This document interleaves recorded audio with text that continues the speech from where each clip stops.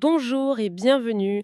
On a devant nous aujourd'hui un portrait vraiment fascinant de Montréal, tiré de sources de la fin novembre 2025.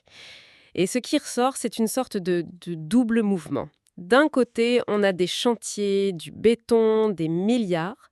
De l'autre, on parle de quelque chose de beaucoup plus intangible, la fameuse joie de vivre montréalaise. La question qu'on se pose, c'est est-ce que Montréal peut se transformer à ce point, injecter autant d'argent dans ses infrastructures sans perdre son âme? C'est exactement ça la tension. On a une ville en pleine métamorphose, c'est clair, propulsée par des projets immenses comme le REM, mais en même temps, elle cherche à solidifier son identité.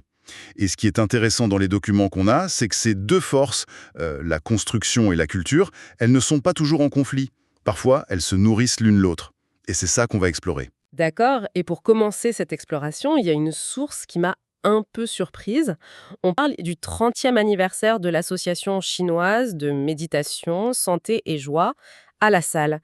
Ça peut sembler anecdotique, mais pourquoi est-ce que c'est si révélateur? Parce que ça nous montre une facette de la ville qui est à la fois super importante, mais souvent discrète. La communauté sino-montréalaise, c'est une des plus anciennes ici. On a eu les pionniers à la fin du 19e siècle, après ça les vagues de Hong Kong, de Taïwan, et plus récemment, beaucoup d'immigration de la Chine continentale. On parle d'environ 111 000 personnes. Et leur parcours, c'est une histoire De résilience, c'est-à-dire? c'est-à-dire qu'ils sont passés des petites blanchisseries, des restaurants, à des domaines comme la haute technologie, les arts, l'immobilier. On a des noms comme l'artiste Karen Tam, l'écrivaine Ying Chen ou l'homme d'affaires Vincent Kou. Ces gens-là façonnent la ville aujourd'hui. Ce qui est fascinant dans ce que vous dites, c'est que des gestes très concrets comme des associations familiales, les Wong ou les Li par exemple, qui achètent des immeubles, ça devient une stratégie de préservation culturelle. C'est pas juste du business dans le fond. C'est exactement ça. C'est en partie grâce à cet ancrage économique-là que le quartier chinois a pu résister et être désigné lieu historique. Le capital économique protège le capital culturel et ces associations, comme celle de la Salle, elles diffusent cette culture partout.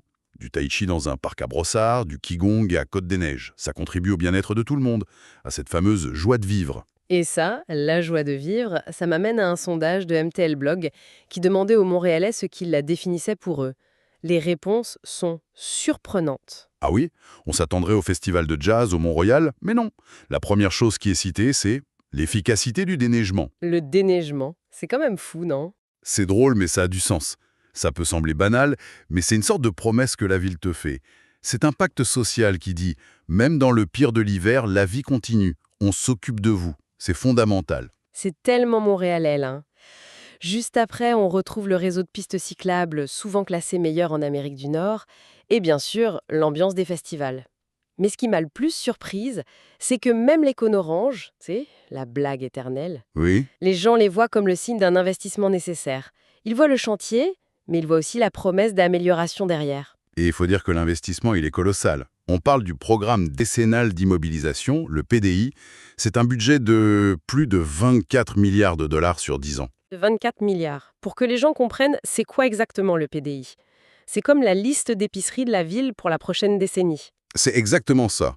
Tout ce qui doit être réparé ou construit, des aqueducs au parc en passant par les routes, c'est là-dedans. Et cette perception que la ville investit, ça attire du monde. Le Québec a accueilli presque 159 000 personnes de l'international en 2024. Et un autre pilier de cette identité, c'est la bouffe. Le musée McCord Stewart prépare d'ailleurs une expo là-dessus. Oui, au menu, Montréal. C'est un secteur économique énorme, plus de 3 milliards. Mais au-delà des chiffres, la nourriture à Montréal, c'est comme une carte de notre histoire. C'est clair, chaque plat c'est une page d'histoire. Le smoked meat, le bagel, c'est l'arrivée des communautés juives d'Europe de l'Est. La pizza, les pâtes, l'immigration italienne d'après-guerre. Le souvlaki, les Grecs dans les années 60. Le falafel. Les communautés du Moyen-Orient. Exact. Et Expo 67 a tout fait exploser. Ça a ouvert l'appétit des Montréalais pour le monde. Cette diversité dans l'assiette, c'est une manifestation quotidienne de cette joie de vivre. D'accord. Donc on a cette identité forte ancrée dans la culture, la bouffe, même le déneigement. Mais maintenant, parlons du gros morceau.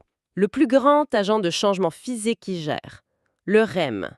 La nouvelle colonne vertébrale de la ville. Et ce qui est vraiment intéressant, c'est que ce n'est pas juste un projet de transport.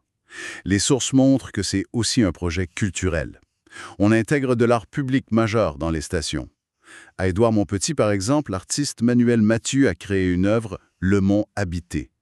5 mosaïques immenses, faites avec la roche de Gabbro qui a été extraite pour creuser le tunnel. Attendez, de l'art dans les stations du REM, j'imagine que beaucoup de gens se disent, avec ce que le projet a coûté, est-ce qu'on avait vraiment besoin de dépenser pour des mosaïques? C'est quoi la logique derrière ça? C'est une excellente question et ça nous ramène à notre tension du début. L'idée, c'est que la qualité de vie, ce n'est pas juste l'efficacité, c'est aussi la beauté de l'environnement de tous les jours.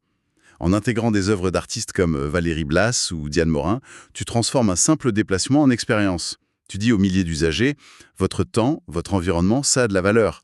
C'est un investissement dans la joie de vivre, au même titre que la vitesse du train. C'est un bon point.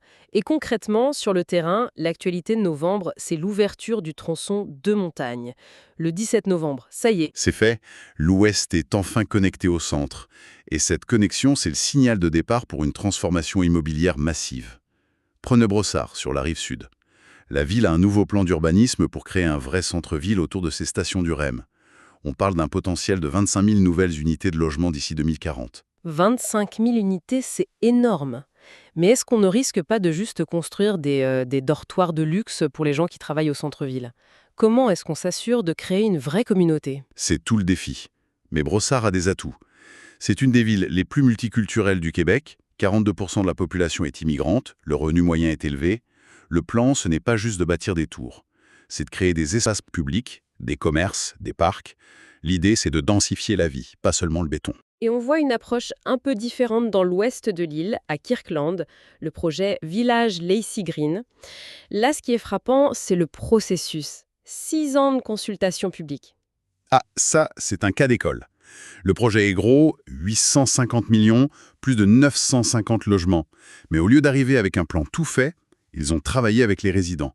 Résultat, on a des condos près du REM, oui, mais aussi des maisons de ville et même 47 terrains pour des maisons unifamiliales. C'est très rare. L'architecture s'inspire du style du quartier. C'est un modèle d'intégration. C'est un dialogue, pas un monologue. Donc en parallèle de ces méga-projets, on a aussi Montréal qui excelle dans la réinvention d'espaces qui existent déjà.